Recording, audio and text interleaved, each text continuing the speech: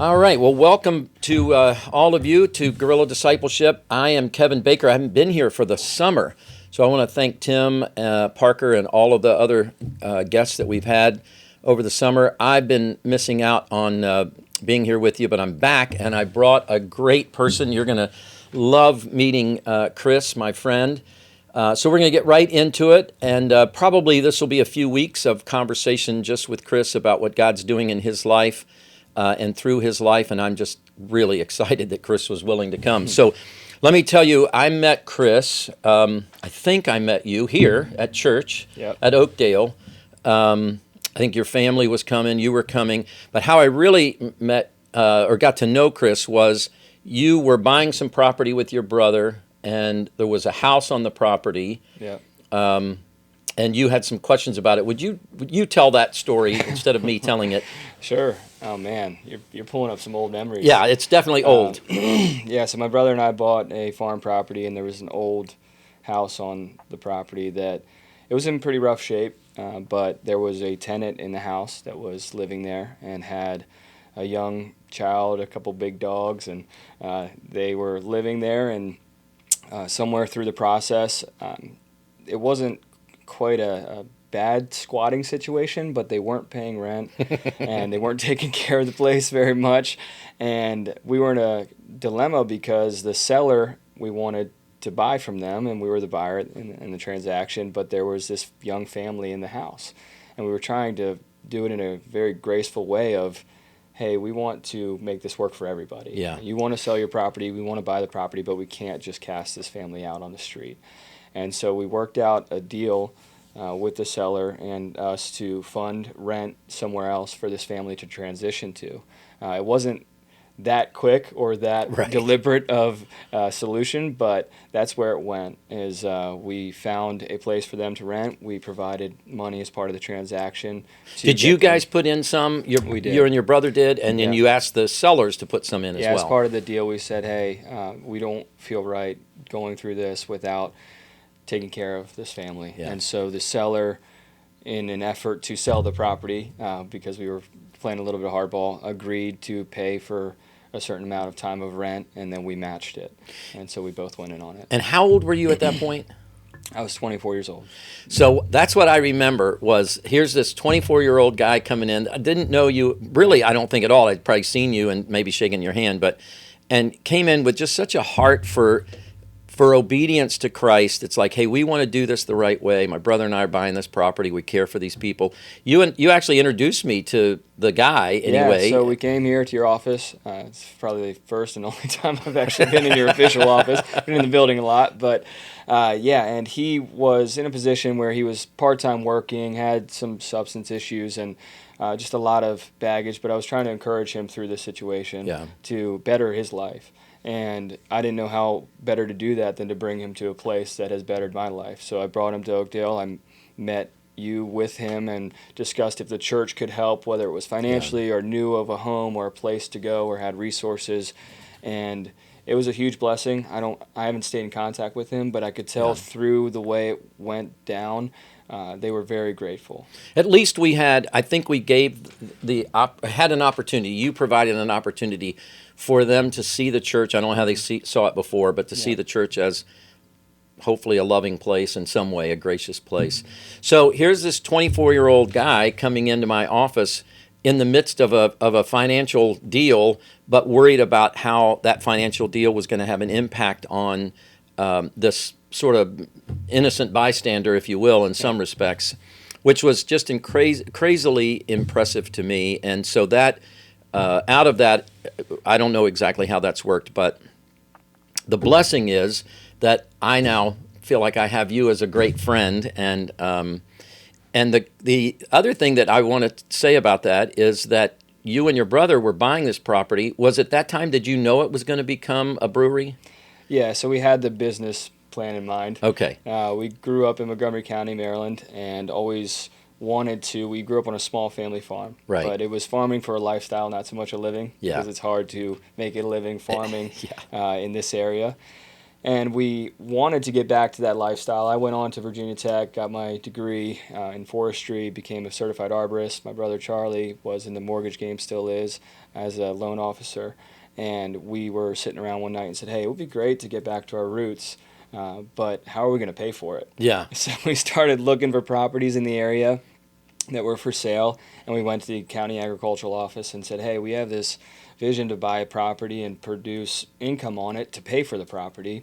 What ideas are economically viable? And at the time we were thinking pick your own operation or a dairy, and they said, hey, we have this bill in the works to allow for alcohol production as part of accessory to farm. And both of us had a couple beers in our college days, but it wasn't like we were in the brewing industry. Right. So it was sort of a means to an end. It was a way to help provide economic opportunity to pay for the property. And so the county had been talking about passing a law that would allow for alcohol production, but you had to grow the grains and some of the ingredients. And we said, well, we can figure that out. So we found the property and got it under contract with that family as part of this situation. And throughout the process, we were lobbying the local government to allow for this property specifically. There was a lot of zoning context that I won't bore you with today, but it wasn't quite allowed, and we had it under contract, and as the laws passed, we closed on the property. And so it was just God's timing in that it worked out. It was a price that we could afford. We didn't inherit the land. We didn't have a huge trust fund to pull from. It was life savings and a 30-year fixed mortgage on that very house that we transitioned. Yeah, that Chris actually lives in now. Yeah, so we got that family out of it in a better place, and we fixed it all up, and my wife and I and our son and dog live there now. And so it all worked out. So Lone Oak Brewery, I'm not necessarily advertising, but it's a great place. Yeah. Lone Oak Brewery and Distillery now. Yeah. Lone Oak Farm, I guess it's brewery and distillery. Yeah. Is the property, it's on 108 in Montgomery County. Is that in Brookville? It's Olney. Oh, that's Olney. Last property in Olney. Last property in Olney. Yep, before you cross into Gaithersburg, or on the north side is Gaithersburg, and then Durwood is the other side. Yeah. So that's the business that they started, and again, kind of how Chris and I got introduced. But as we began our relationship and our friendship, we've had a lot of time to talk about what it means to be followers of Jesus and just how to be disciples and what that means. And I didn't invite Chris here to talk about brewing, although he's got some good information about distilleries and breweries. Yeah. But I wanted you to talk a little bit, Chris, about what you're doing with this group called Peacemakers. So if you could just introduce that concept. Who are the Peacemakers? How did that idea come to you? Yeah. All of that. I'd love for these folks to hear. Yeah, so it was a combination of my past with college and my own story coming to Christ, and also with the place we just discussed with Lone Oak. So let me interrupt you. Tell us your story. Tell me a little bit of your story. Sure. How you came to Christ, but what was your upbringing in the church and all that? Oh man, hopefully we got some time. We got time. It's a long story, but I'll try to keep it brief. I grew up in a Christian home. My father and mother, loving, good people, just great leaders, and just an example that still to this day is being sown into their grandchildren now. Awesome. But like anybody, you have your own path, your own journey. So I was never too far gone, but it wasn't a personal faith of mine. Until late high school. I was still in kind of the cool crowd, sports, partying, drinking, talking to cute girls, or at least trying. And don't tell your wife that. She was one of them. Oh, okay, there you go. All right, good. So then I went off to college, and the first 2 years of college were kind of this figure it out. For a lot of people, that is the case. But I went to Virginia Tech, and I almost didn't want to go. I was debating dropping out. Because of the girls, or? No. I wanted to stay home. I wanted to work. I wanted to travel the world, all these different things, which I've been blessed to do some of it. But I just was trying to figure out life. I didn't know what direction I wanted to go. Okay. I wasn't super serious about school. I wasn't super serious about a work career. I wasn't super serious about my faith. So I was just kind of bouncing around trying to figure it out. And I ended up getting into Virginia Tech, and they gave me a small scholarship to be a part of the environmental college there. So that's where I went. I visited one day on a spring day with my mom, and I said, wow, this college campus is pretty cool. It's a beautiful place. Yeah, it's got really cool energy, all the young people walking around. It's a really great spot. So ended up going to Virginia Tech. My freshman year, I joined a fraternity, not first semester, but the roommate that I randomly got paired with, he joined a fraternity. I'm like, oh man, I'm not a frat guy. I don't want to be one of those guys. And so I held off, and then I started meeting the guys that he was around, and he was starting to tell me about how it's fun and they do stuff together and all that. So the second semester, they talked me into it, so I joined. But it was centered totally on the world. It was tailgates, it was drinking, it was partying, it was a lot of fun, but not so much joy. And I'll make a distinction of what I mean by that in a bit. But I was in this fraternity, in this environment, and it was fun, and I was passing my classes. I wasn't doing terribly, so I was just C's get degrees. Yeah, and that was more like a B's get Okay, degrees. B's get degrees. But anyway, just to hurry the story up, sophomore year comes, and again, it's sort of a continuation of that high school and freshman year of not really serious about anything, just sort of checking the box for the day of what I think I'm supposed to be doing. And then the summer between sophomore and junior year, one of my buddies was on a study abroad program down in South America, and he shot me this message, said, hey, why don't you come meet me? Let's do some backpacking this summer. And I'm like, okay, I'm into that. Let's see. So I was working landscaping with my brother's company to save enough money to pay for this trip, and went there for the summer for about 2.5 months backpacking around Peru, Bolivia, Chile. It was an amazing experience. And around that time, I was like, I don't want to go back to school. I'm having so much fun out here, running out of money, but it's doing it in style. And this girl that I had known from freshman year, I hadn't seen her in forever, but she texted me and said, hey, I got into this study abroad program. I see you're traveling. You might be interested. You should check it out.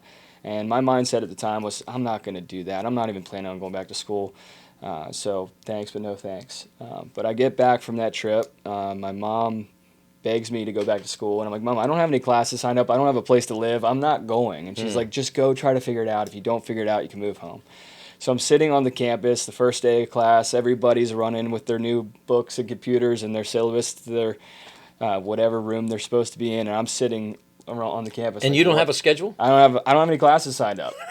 I don't have a place to live. I don't have anything. There's kind of faith involved in that. There's some faith involved, and I'll tell you why I'm going down this rabbit hole is because I was sitting there. There's something called the Duck Pond, which is a pond on campus. I was sitting on this bench, and all of a sudden, at the time, I would say something prompted or my mind whispered, but now I look at it as the Holy Spirit told me, hey, remember that program that girl told you about? You should look into that. So I'm like, whatever, I have nothing else going on. So I look it up. I find the woman who's in charge of it. I go to her office, and she is kind of confused as to why I'm there. And I didn't realize it until I got there, but it was a pretty prestigious, it's called the Presidential Global Scholars. And it's a group of 35 students. Virginia Tech has this really fancy villa over in Switzerland that they send this elite group of students. They're supposed to be the best of the best, and I wasn't. And I mean, I wasn't a bad student, but I wasn't an honors student. Right. I wasn't in the honors college. And I just told her, hey, look, this is who I am. My friend is doing this program. She told me about it, and she's like, you don't understand. This is something you just show up to. This takes a year-long process, multiple interviews, essays. Wow. You have to be vetted. You have to be part of this program as a caliper to go. I'm like, well, if I don't get into this, I'm dropping out, and it was nice knowing you. And she was just so confused and perplexed, and she's like, all right, well, send me a little bit about you, your resume, and I'll let you know. Long shot, probably not going to happen, but I'll look into it. She emails me later that night and says, hey, you might be the luckiest person I've ever met. Wow. Not only do I think I can get you into the program, but I think I can get you a scholarship for it. Wow. And there was this... That was an impressive resume you sent her. It wasn't at all. They didn't have AI back then, or I didn't. But so she basically said that the president of the university, there's a lot of colleges within the university. There's the engineering school, there's the business school, there's the environmental school, there's the agricultural school. There's a bunch of different colleges, and there was a kid or two from every single college except for the one that I was in. Wow. And they saw it as an opportunity to make it a fully rounded group. And so, again, I didn't deserve to be there, but God wanted me there. Yeah. Because during that trip, it was a full semester, the spring. So this was fall, so the next spring. But in order to be a part of it, she said, you have to get into classes and you have to be enrolled this semester in order to go next semester. So I scrambled, went to the office, got signed up for all these classes, lived in the closet of the fraternity house. Yeah, really quality situation there. But God had a plan, and he worked through that plan that I didn't deserve to send me to Switzerland for that semester. Wow.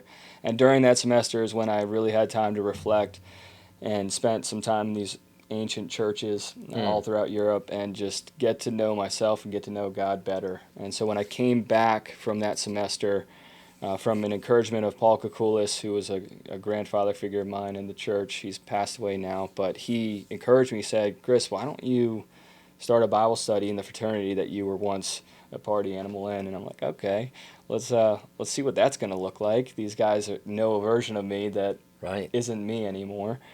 And that's what I did. And that's where the Peacemakers Foundation came from, is this experience where I was with a bunch of young men that were pursuing the world and not pursuing Christ. And then I had this transformative experience where I wanted to share Christ with those guys that were still in the world. And I wanted to figure out a way to do that.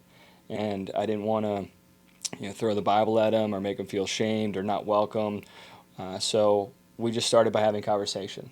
And we had a Bible study in the fraternity house the first time a few guys showed up. You weren't like the chaplain of the fraternity, were you? I wasn't at the time. But I became it. You became it. By okay. default, because nobody had been a chaplain for like 10 years. But it was in the bylaws that there was a chaplain seat. So I'm like, okay, by default, the guy having the Bible study is going to be the chaplain. But long story short, we had the Bible study going in the fraternity house. And a lot of the guys that would show up, they wouldn't have Bibles. So I'm like, how are we supposed to study something that you don't have? So I reached out to Mr. K, I call him Paul Kukulis, and my dad and a few others that were really generous enough to give some money to buy these guys Bibles. Wow. And I wanted to make it something that, even if they didn't read it for 10 years, they saw value in it, not to just give it away or throw it away. Yeah. So we got leather-bound Bibles with their names inscribed on it, so they couldn't lose it or make a mistake or excuse as to why, oh, that one's not mine, and that they would keep it with them. So we did that, and that was the foundation of what is now Peacemakers. So that started when you were still a student at Virginia Tech. Yeah. And you did that the whole time until you graduated? Just that I was away the junior year, so that was just my senior year. Just your senior year. Okay. Yeah. Now, I met you probably 2 years after that, right? So was there a Peacemakers in? No, and that's where I saw the need and why we are creating what we're creating. Okay. So I moved home from college, like a lot of young people. They have this great time at college, some of them don't, but then they move home or they get in a job, and they lose that sense of community that they had at university. And so I moved home, started working right away, saving up money to eventually invest in Lone Oak. But it was a situation where I was volunteering, again, by the prompting of Mr. K. He said, well, you're home now, you should volunteer at the church. And I just respected him so much. It was a far drive down. It was Fourth Presbyterian down Bethesda. And it was about 45 minutes drive one way, and that's with no traffic. So Wednesday nights I would go down and volunteer for the middle school, and that was the only church, young church that I had at the time. And somewhere along the way, I was like, man, I'm really missing that Bible study. And I didn't have guys around me to do it with, at least that I thought. So a few years passed, and when we started Lone Oak, right around the time COVID hit, it was 2020. All the schools were out, and we had 4 or 5 young guys that were in high school at the time working for us at Lone Oak part-time.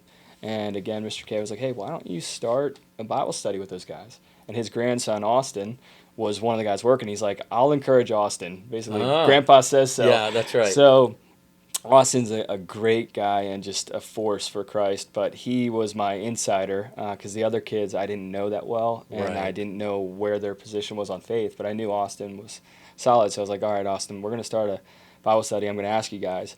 And so they were shoveling wood chips one day on a pile, and I walked up to them and I said, hey, guys, I'm thinking about starting this Bible study. I was a little bit nervous, man. It was like, a little more nerve-wracking asking. You're no longer a high schooler. No, or whatever. Man. I'm like, how are these guys going to take it?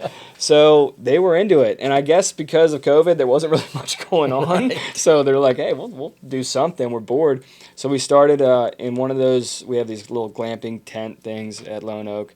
And we started a Bible study with 4 or 5 of us in one of those tents. And what year was that? That was 2020.